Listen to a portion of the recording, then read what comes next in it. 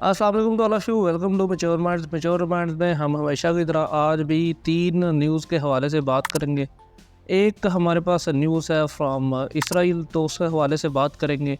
फिर यूके में इलेक्शन होने वाले हैं, उसके हवाले से भी बात करेंगे। And at last we will talk about India में पुणे जो सिटी है इनका, वहाँ पे एक बड़ा इंटरेस्टिंग सा वाक़या पेश आया। 2 लोगों की मौत हो गई है। एक नाबालिग जो टीनेज बच्चा है उसने बेसिकली मार दी है। तो उस हवाले से हम डिटेल से बात करेंगे कि आखिर ये इंडिया, पाकिस्तान, बांग्लादेश का जो कॉलोनियल माइंडसेट है वो आखिर किस तरह इन्वॉल्व है इस सारे सिनेरियो में। तो आइए शुरू करते हैं। सबसे पहले हम लोग इसराइल की तरफ चलते हैं, फ़लस्तीन में।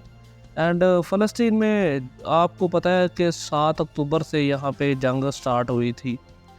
एंड 7 अक्टूबर से अगर आज की डेट की बात करें तो 230 दिन हो गए हैं इस पूरी जंग सिनेरियो को। 230 दिन गुजरने के बाद भी यहाँ पे जो पीस की जो आसार नज़र नहीं आ रहे। अभी तक यहाँ टोटल जो डेथ की बात है वो 35,647 के करीब तकरीबन लोग जो हैं वो फ़लस्तीन की तरफ से शहीद हो चुके हैं और 1163 लोग जो है वो इसराइल के मारे जा चुके हैं।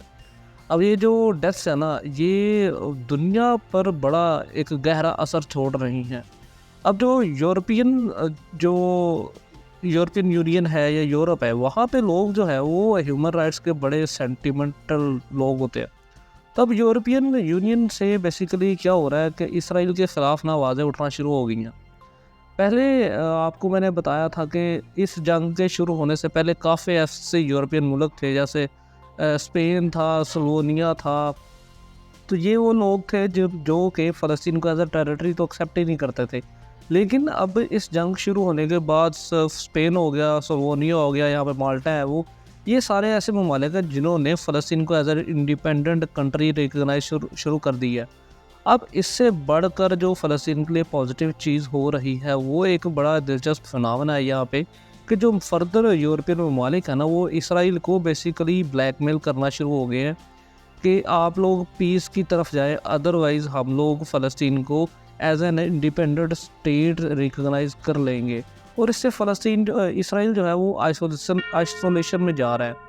अब ये जो isolation that comes from Norway, southern Ireland and particularly जो ये तीनों वाले का ना, नॉर्वे, आयरलैंड एंड यहाँ पे एक मुल्क है स्लोवेनिया, ये तीनों वाले का बेसिकली। तो यहाँ पे ज़्यादा जो प्रेशर डल रहा है, फ्रांस ये पहले ही प्रो फ़लस्तीन है, ठीक है। तो ये यहाँ पे एक ये जो फिनोमेना है ना, यहाँ पे ये इन ममालिक ने कहा है जी कि इसराइल को बेसिकली उन्होंने टारगेट दी है कि नेक्स्ट वीक तक आप लोग एक्सेप्ट करें 2 स्टेट सोल्यूशन और पीस की तरफ आएँ, अदरवाइज़ हम लोग फ़लस्तीन को एज इंडिपेंडेंट टेरिटरी एक्नॉलेज कर लेंगे। अब इस एक्नॉलेजमेंट से क्या होगा कि फ़लस्तीन जो है वो दुनिया में एक लेजिटिमेट अथॉरिटी के तौर पे माना जाएगा। पहले दुनिया में 142 कंट्रीज़ है जो कि फ़लस्तीन को एज अ लेजिटिमेट स्टेट मानते हैं, जबकि यानी कि कुछ ममालिक ऐसे हैं जैसे पाकिस्तान है, सऊदी अरब है, तो ये इसराइल को इललेजिटिमेट यानी कि नाजायज़ स्टेट मानते हैं। तो ये एक फिनोमेना ख़त्म होने की आप कह लें कि आखिर पे है। दूसरी न्यूज़ जो है वो हमारे पास आती है फ्राम लाइक यूरोप से, अगेन फ्राम यूके।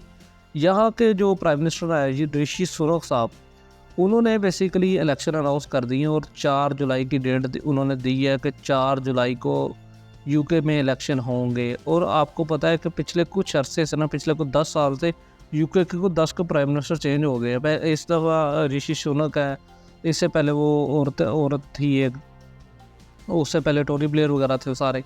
तो यहाँ पे काफ़ी ज़्यादा यानी कि पॉलिटिकल इंस्टेबिलिटी रहती है in terms of political representation, otherwise governance ठीक है यहाँ से।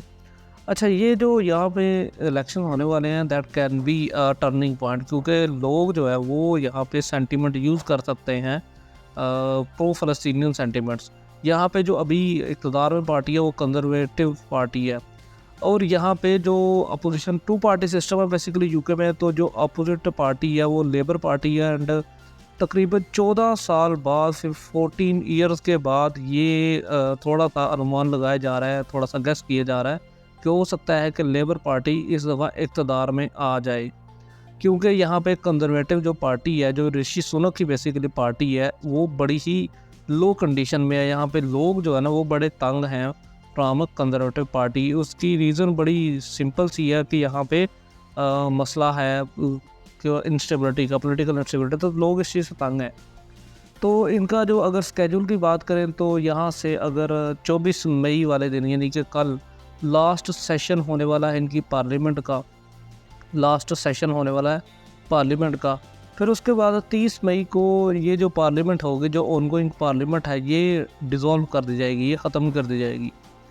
उसके बाद जो हमारे पास नेक्स्ट आएगी वो डेट आएगी 4 जुलाई की, सीधा इलेक्शन वाले दिन। एक महीना यानी कि जून वाला पूरा महीना जो है वो तैयारियों में गुजरेगा और 4 जुलाई वाले दिन इलेक्शन हो गए। एंड उसके बाद 5 जुलाई को जो है वो रिज़ल्ट्स अनाउंस कर दिए जाएंगे। 5 जुलाई को रिज़ल्ट्स अनाउंस कर दिए जाएंगे।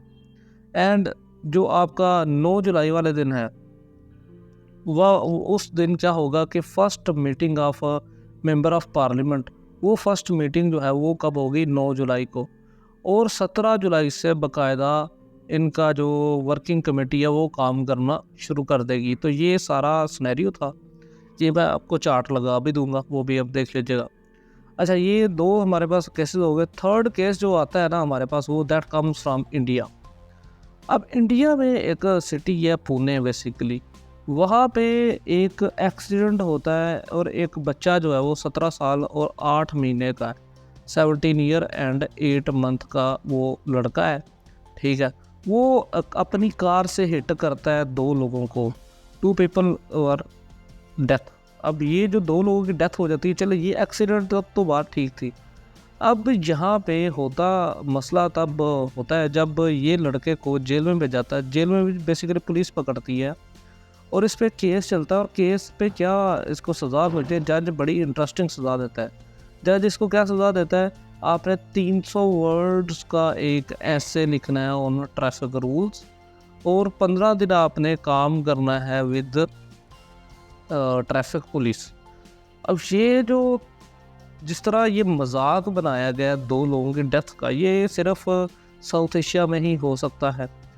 अब ये जो लड़का था ये बड़ा अमीर था, ही वॉज़ वेरी रिच। नीचे उसका जो फादर है, बाप है उसका, वो इंडिया के टॉप 15 अमीर लोगों में से आता है। जो गाड़ी थी वो तकरीबन 5.5 करोड़ INR की थी, इंडियन रुपीज़ की थी। यानी कि पाकिस्तान की अगर बात करें तो ये 15 करोड़ की बन जाएगी तकरीबन। अब ये जो गाड़ी है पोर्शे बेसिकली जो गाड़ी है, अब इससे 2 लोगों की जब उसने डेथ करवा दी, उसके बाद जो जज था उसने ये सारा जो फैसला दिया है, अब इस पे ये समझ नहीं आ रही कि लोग हंसें या रोए, क्योंकि यहाँ पे जो कॉलोनियल मेंटालिटी है वो ये उस क्लियरली यहाँ पे डिपिक्ट हो रही है। जैसे कॉलोनियल इंडिया में जो अमीर था वो बच जाता था और जो गरीब था वो आ जाता था, आता आ जाता था। Same is the case with here कि यहाँ पे जो रिच जो सिल्वर स्पून बेबी है, इस लड़के ने 2 लोगों को मार दिया, उसकी जान की कोई कीमत नहीं है, और इसको सज़ा दी जा रही है 300 वर्ड का ऐसे, और 15 दिन इसने गुजारने हैं विद पुलिस। अब ये मामला मीडिया में आने के बाद तो काफ़ी ज़्यादा तूल पकड़ गया और यहाँ पे काफ़ी ज़्यादा रिवर्सल हुए हैं। इनफैक्ट इस टाइम जब मैं वीडियो रिकॉर्ड कर रहा हूँ तो वो लड़का जो है उसको इन्होंने रिमांड होम में, बेसिकली ऑब्जर्वेशन होम में भेज दिया है। लेकिन like this shows the weak law and order structure in Pakistan, India and Bangladesh as well, क्योंकि ये तीनों इकट्ठे ही बने थे। Thank you very much for listening and stay updated with the mature minds.